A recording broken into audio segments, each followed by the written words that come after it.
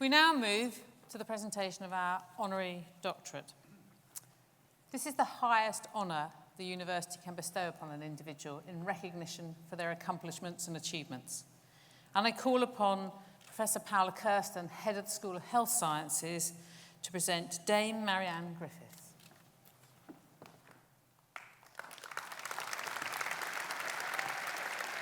You just stand there and bathe in their parade.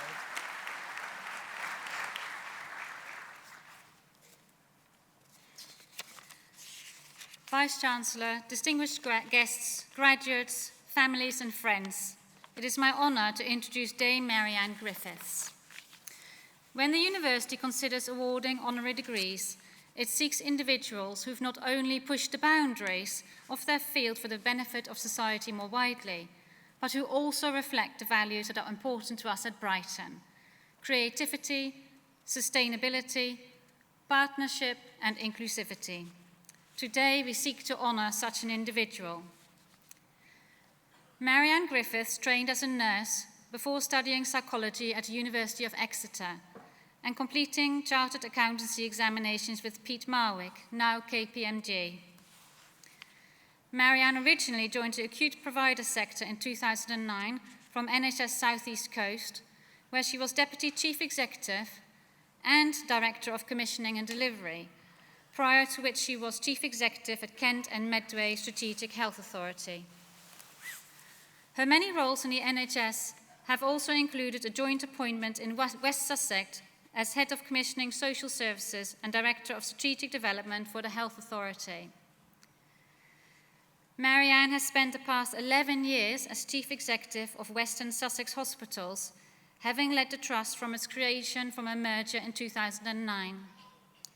Within 4 years, the organisation was awarded foundation status.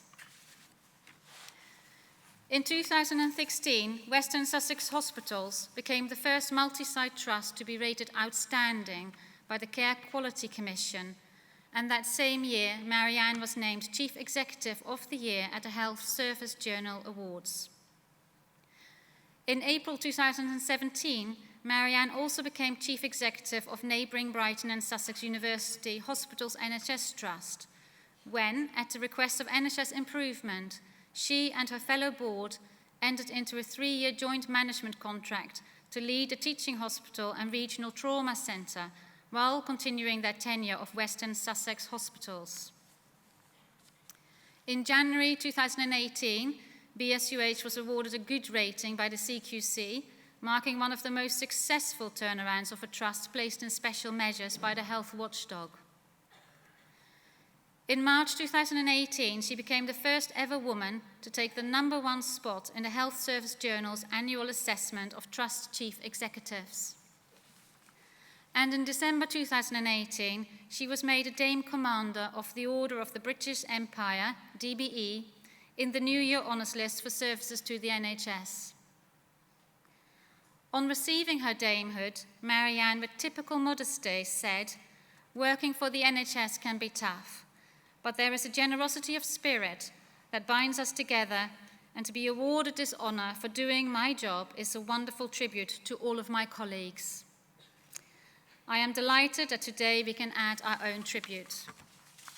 Vice-Chancellor, distinguished guests, graduates, families and friends, in recognition of her major contribution to improving healthcare services in the region, it is my honour to present Dame Marianne Griffiths for the honorary degree of Doctor of Science of the University of Brighton.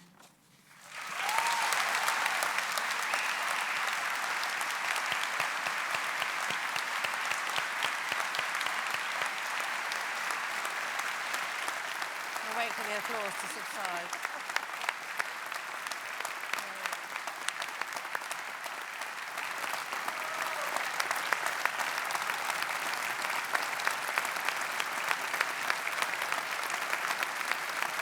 Richly deserved.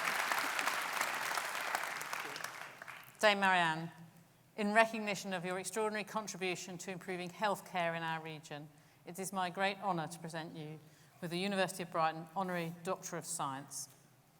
Thank you so much. Will you now address us? Can I take that for you? Thank you very much.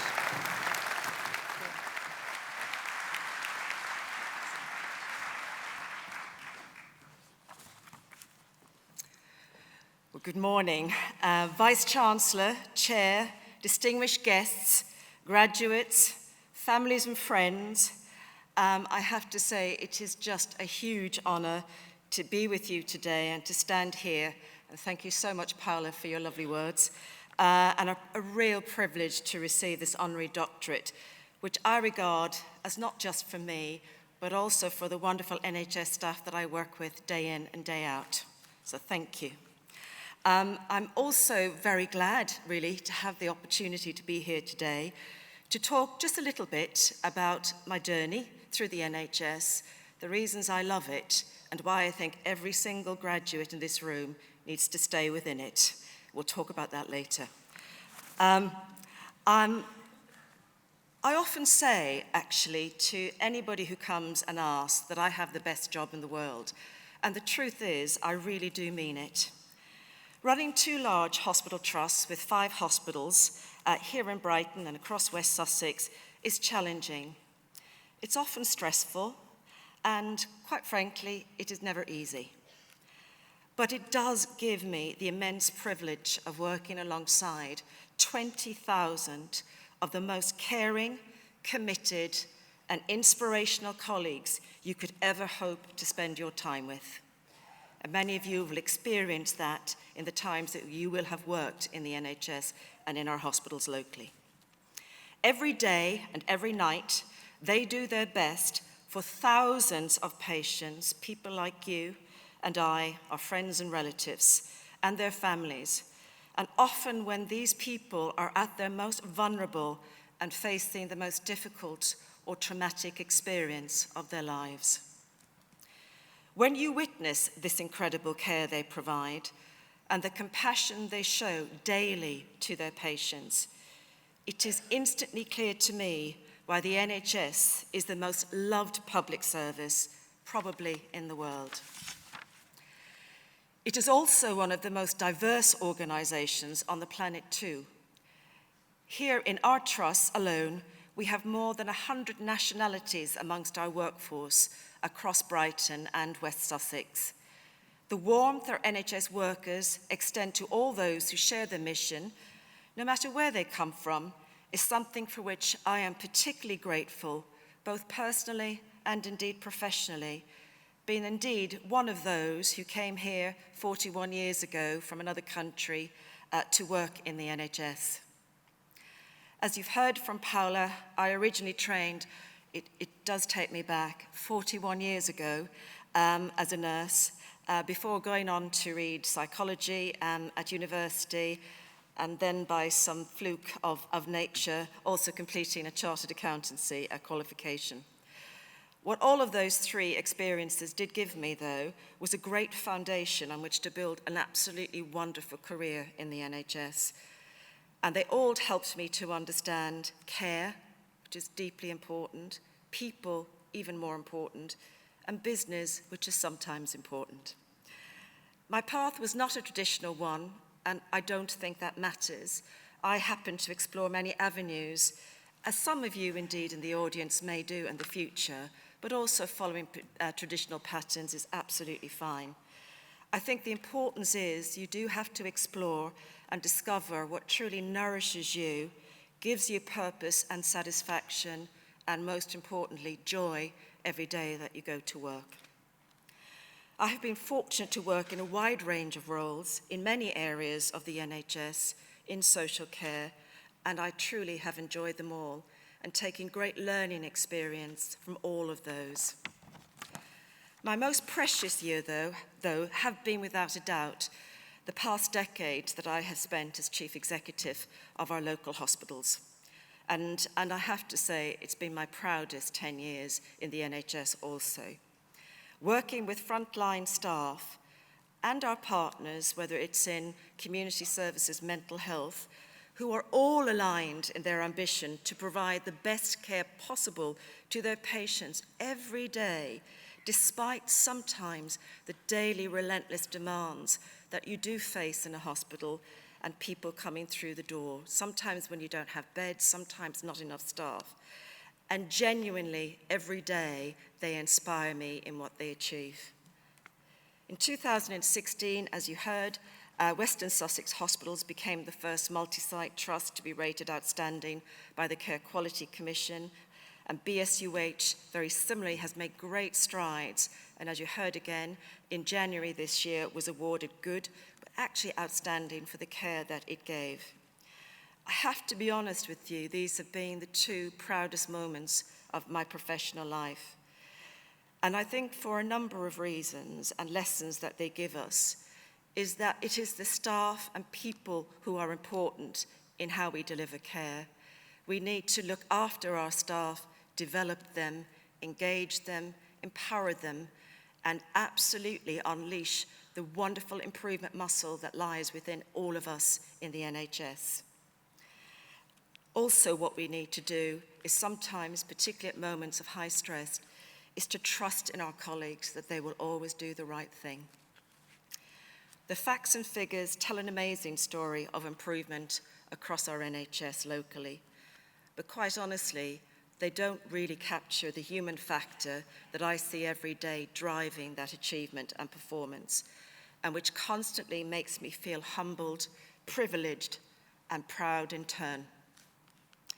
The NHS has undergone significant change in the way it is organised and managed in recent years, and I suspect we'll be in for another few changes over the next coming years also. And of course, the demand for hospital services, out-of-hospital services, primary care, continues to escalate and increase every year. Staff in hospitals no longer deal just with physical issues in an acute hospital environment. We also have to deal with the impact of societal pressures. Sometimes that has the impact of having some mental health disease or dysfunction.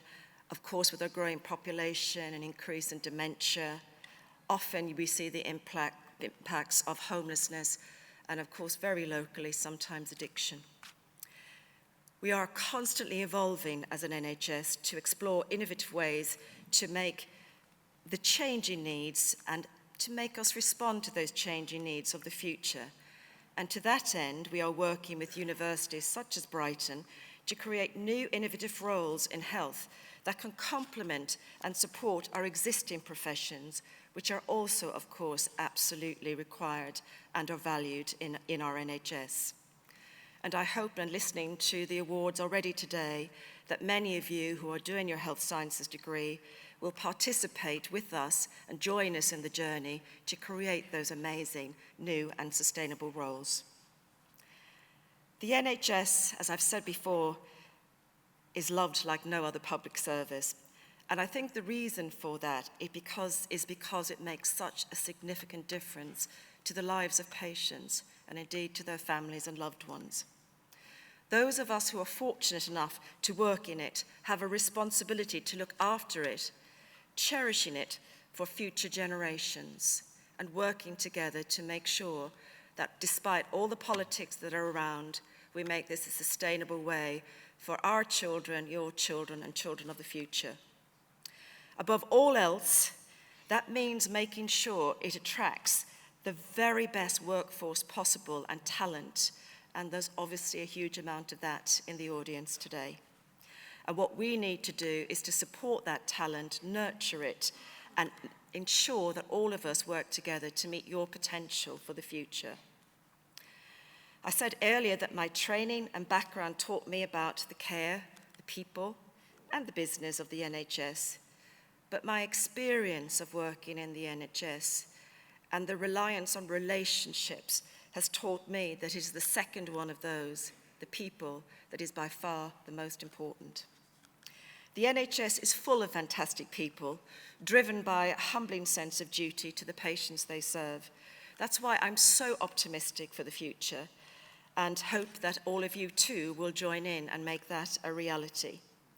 Occasionally, people ask me if I've got any words of advice, which I am always cautious about, but perhaps just a few words that have rung true, and certainly mentors and coaches who have helped me in my journey have said to me. is Marianne, and I say this to you, just be yourself. Always be authentic. Always be kind, not just to others, but be kind to yourself, because sometimes you will stumble, and sometimes you will fall, and you have to trust that others will pick you up in that journey. Also, always try and demonstrate courage. You will always need it in whatever career path that you have. And all of us must find our lines and things that we don't cross over. Find that line and be true to it, and always be true to your integrity. As I said to the Vice-Chancellor earlier, of course I'm going to take this opportunity to shamelessly recruit into our NHS. And whilst you know I love the NHS in its widest form, trust me, it's even the best in this region. So if anybody is thinking of exploring them, please contact me or go on our websites to look at careers, or as I say, explore new opportunities and get the most out of all of this. I now just want to finalise by just wishing all of you in the audience, all our wonderful graduates, all of the families and your supporters and your friends who are here to guide you, just every success and happiness in whatever career that you choose in the future. And very well done, and thank you so much for everything.